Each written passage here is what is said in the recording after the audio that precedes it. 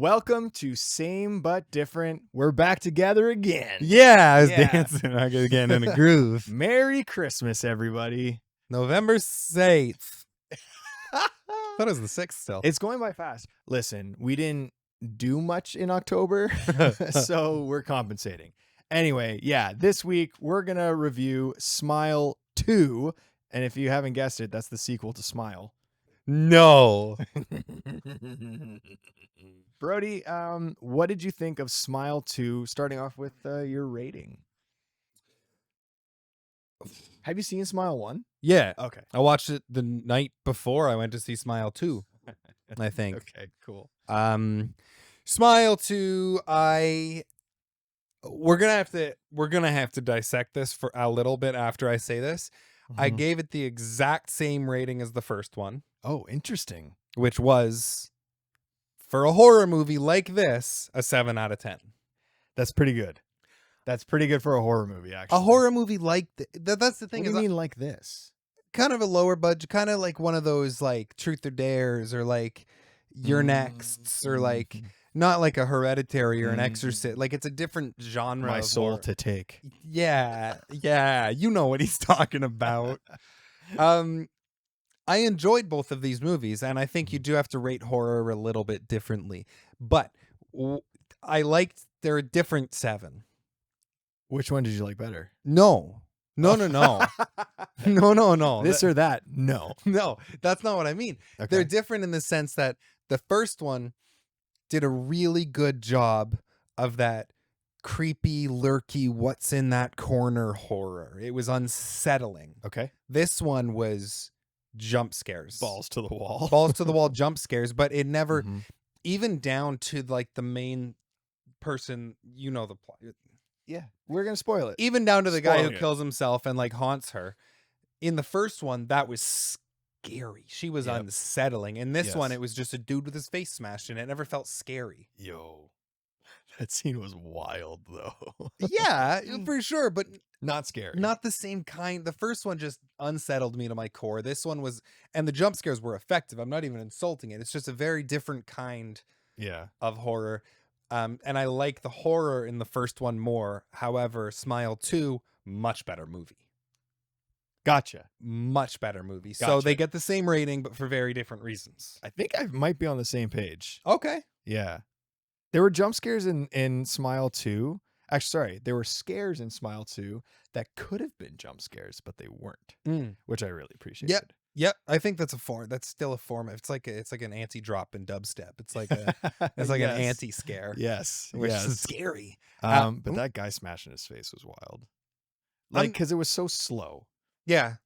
It was smash, lower the weight, see what the damage is, smash again, lower the weight, see which, and then you just see, and then like pieces the fall jaw off. fell off. Like wild. To me, nothing in this one matched the first one where she stared at her smiling and slowly slit her own throat. That was so much more unsettling to me. Yeah. That's fair. Than smashing your own face in with a weight.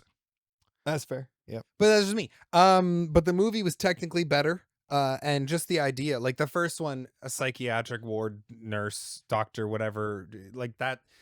It was kind of, I don't want to say not original, but we've seen something like that before. This one had a more interesting, intriguing protagonist and plot.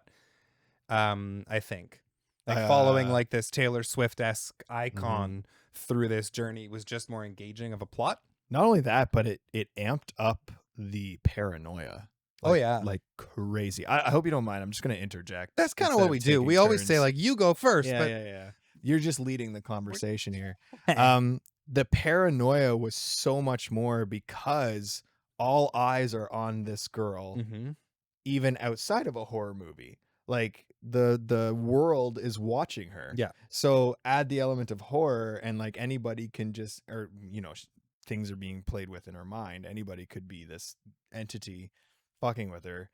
The paranoia just like gets cranked up. Yeah, it's wild. Yeah. I just wish something about that. Like, again, I did really enjoy it, and I think I'd rewatch this one more than I'd rewatch the other if I were to go back. But in terms of horror, excuse me, I wish nothing in this movie stands out like it did in the first one to me in terms of horror. I fucking hated that bedroom dance troupe scene. I did too. People are talking about how that's like the pinnacle point. That's No, it was cheese. for this movie being kind of cheese. It was too cheese. It was too goof. Yeah. And you know what? Not scary at all. You know what I thought really hindered it? They hired actors who had really nice smiles. They weren't creepy. Some No. of them were. Yeah. Some of them had creepy smiles, but the majority of the actors in that scene, when they smiled, they looked pleasant. Yeah. And I just was like, even in context of being a horror situation, it wasn't scary. Yeah. Plus, you know them all. Yeah. Like, come on.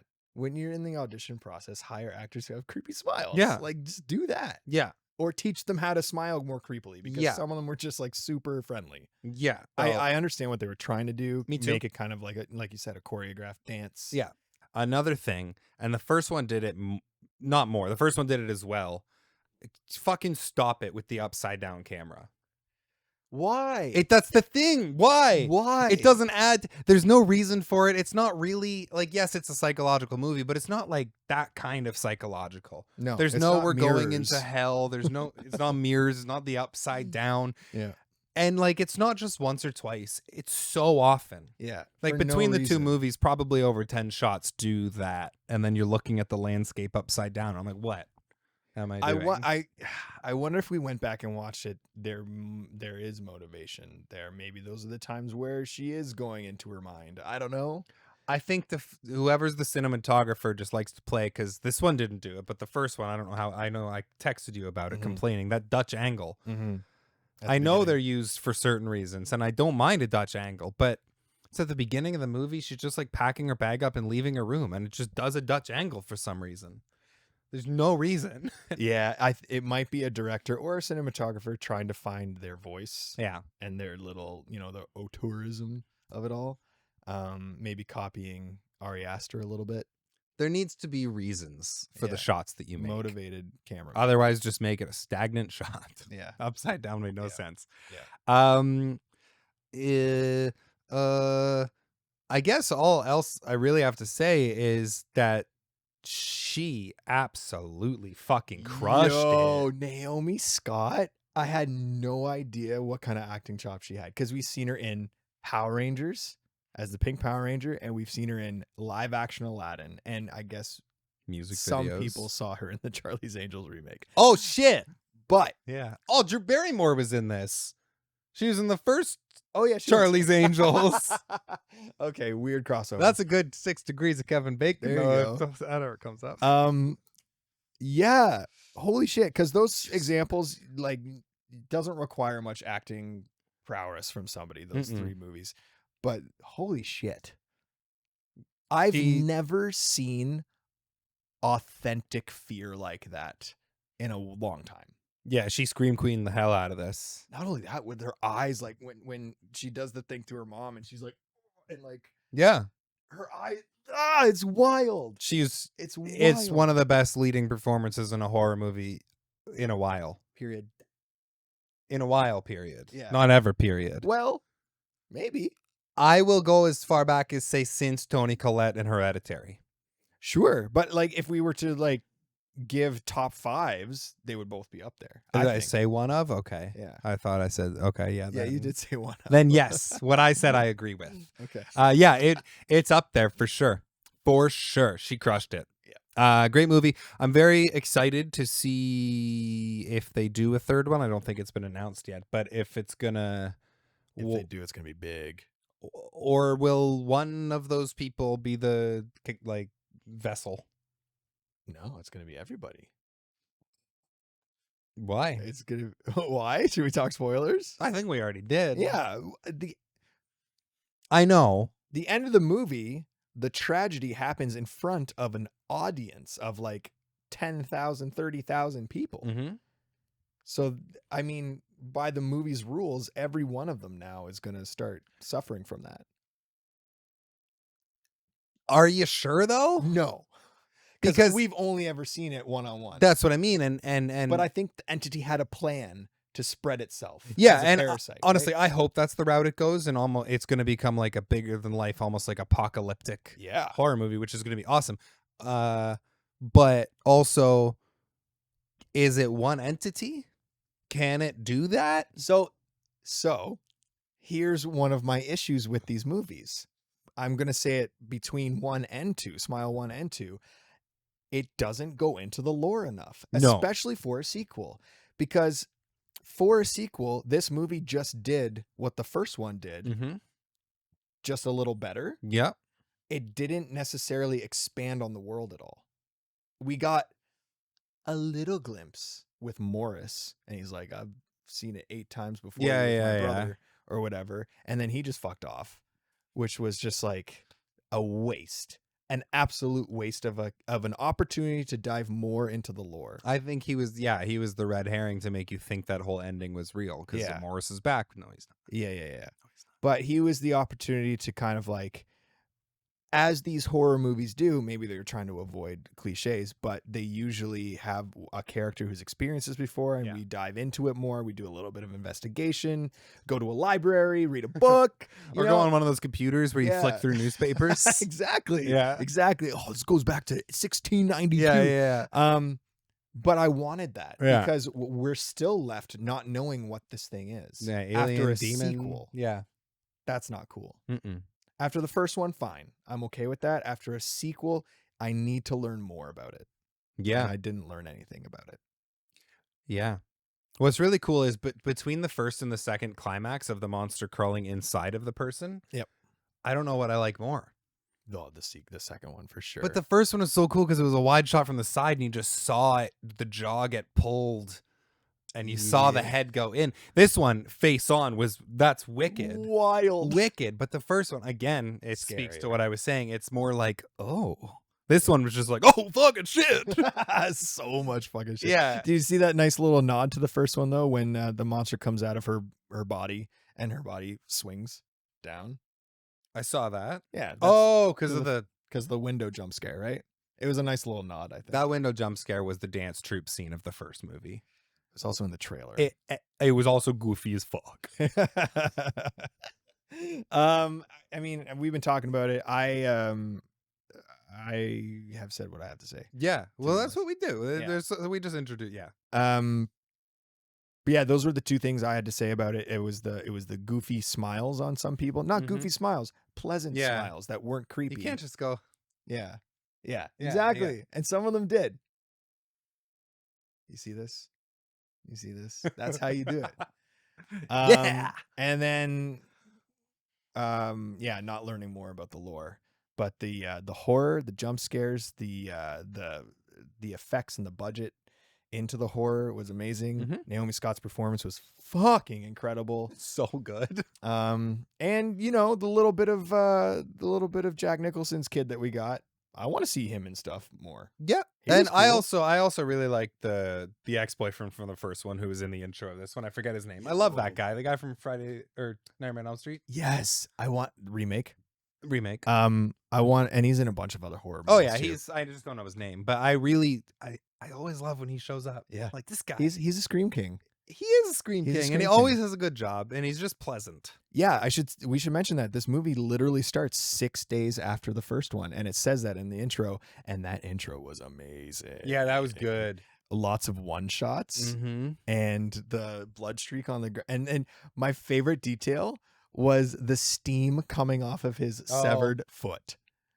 There was because it's cold outside, there's just steam coming off his foot. I was like, yo, that's such a good detail. Anyway, and an original way to show how it is, but different. Like, with the guy, when the drug dealer comes in later, it was clever. Yeah. It was a well-made movie. It really was. Yeah, it was. It was good. And I hope they do a sequel, honestly, and I hope they make it apocalyptic. I too gave it a 7. Did you give the first one a 6? I think I gave the first one a 6. Okay. Yeah, I like this one a little bit more, I think. It was, I get that, because, again, objectively, a better movie. First one, it scared me, but I watched it out here in the dark. Like, I went pee beside the shed, because that's where I go to the bathroom, out here. You live in the boonies. I'm out in the, it's fine.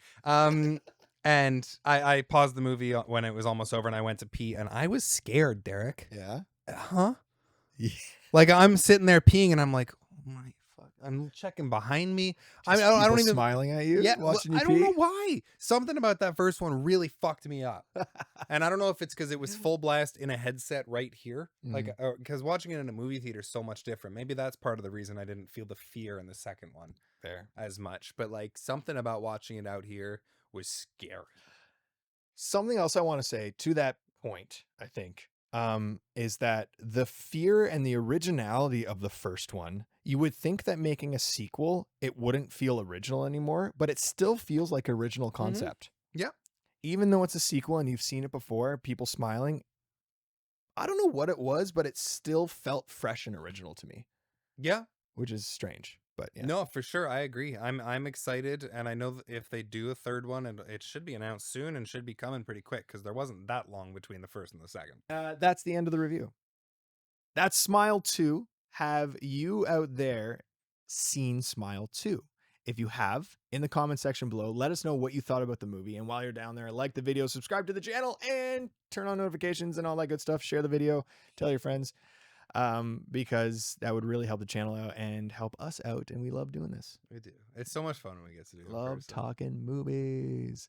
Next week, which is really going to be, in the next 2 minutes for us, but next week's video is going to be It's What's Inside. Yeah, I don't like the title. No.